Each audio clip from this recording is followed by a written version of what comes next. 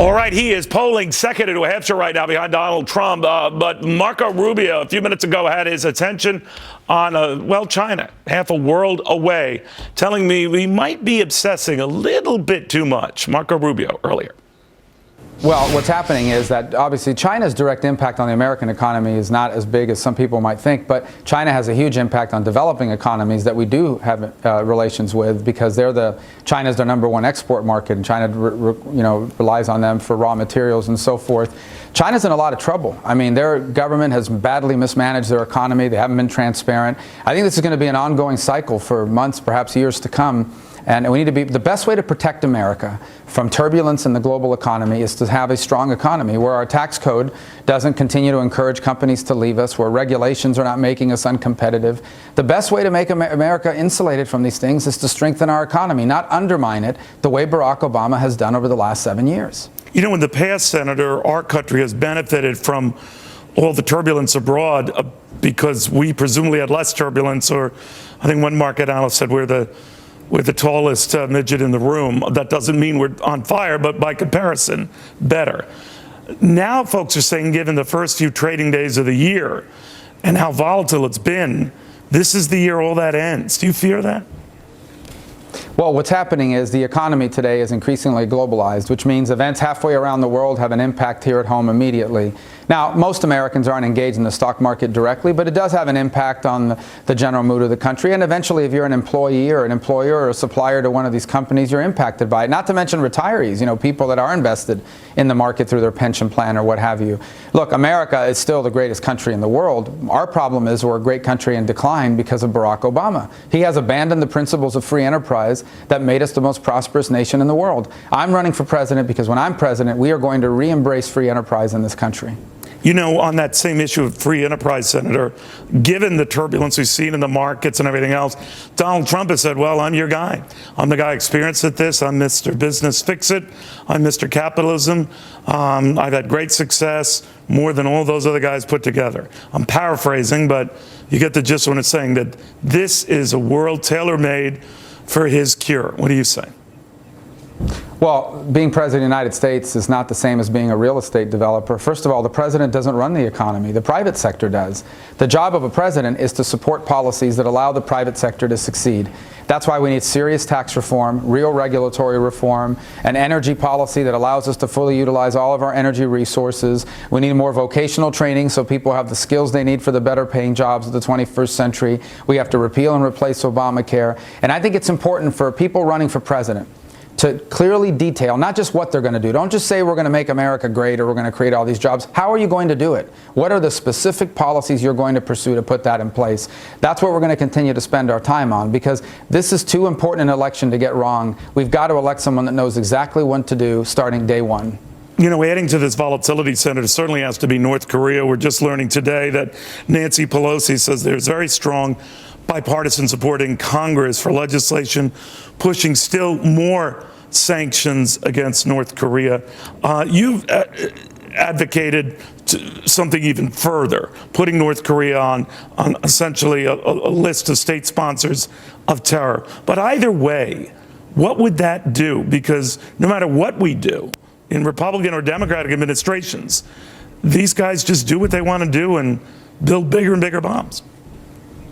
Well, first, we have to do everything we can to ensure that they have less money to spend on these sorts of programs. So that's why state sponsor of terror, they should be returned to that list. They were once on that list.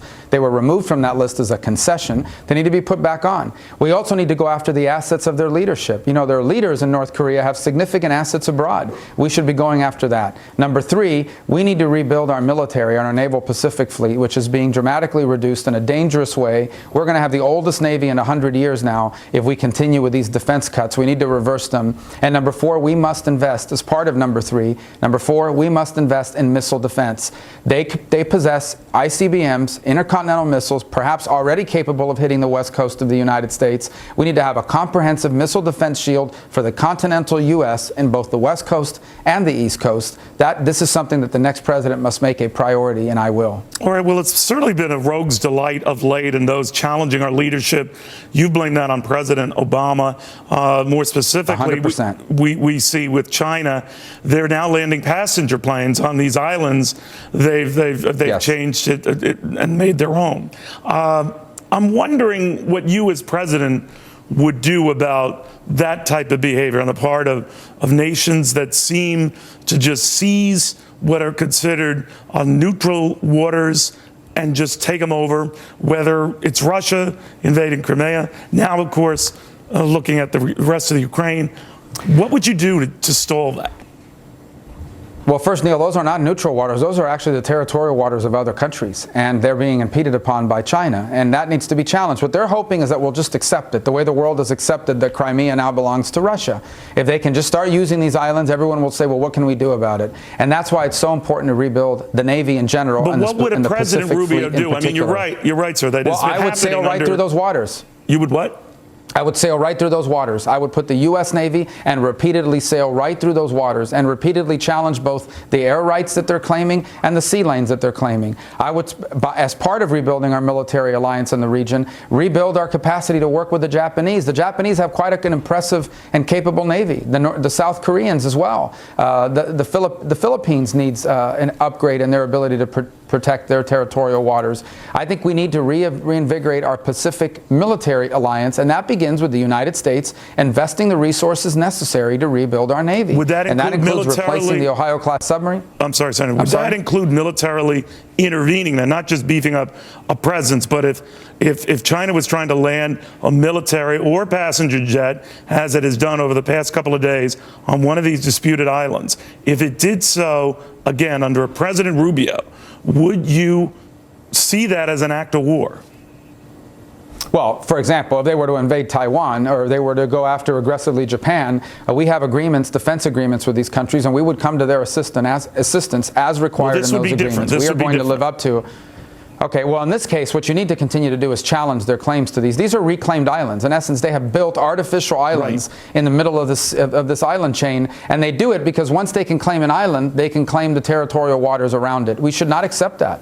They can reclaim these islands. We should reject their sovereignty over these areas, and we should continue to fly our airplanes over it and sail our ships through it. And then they're the ones who are going to have to answer the question of what to do about it. But what we should not allow is for China to get away with what they're trying to do. And that is, they are trying to turn to the world and say, look, it's already a done deal. We control this area. You might as well accept it. That's what Russia has done with Vladimir Putin in Crimea. Everyone now accepts that Crimea is owned by Russia and that there's no way to challenge that. We will never accept that in the Asia-Pacific region when I'm president. But we have to have a Navy with the capability, not just technological, but enough ships and airplanes to continue to challenge their claims and to live up to our defense agreements in the region. Switching gears a little bit, Senator, maybe because we're getting very close to the Iowa caucuses and soon the New Hampshire primary. Things get pretty heated in a campaign. Lately, you and Christie have been going at it. Christie was responding to some ads, I guess, a PAC in support of you that had been running. He didn't like him and said that you won't be able to slime your way to the White House.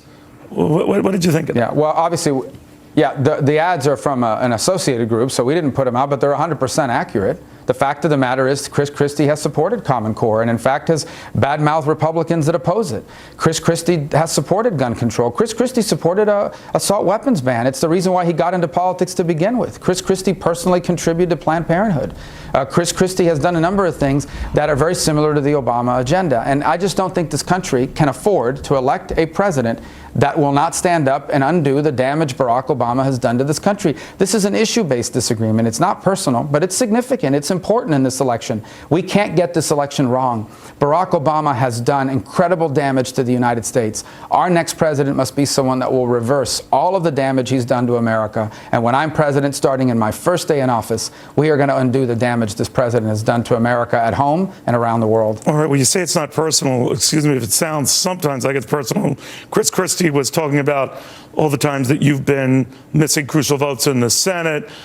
Your campaign shot back. He's missed a good number of days on the campaign trail. You're right about that. But then he went on to explain on Fox News Sunday that I'm a governor 24/7 and I get stuff done.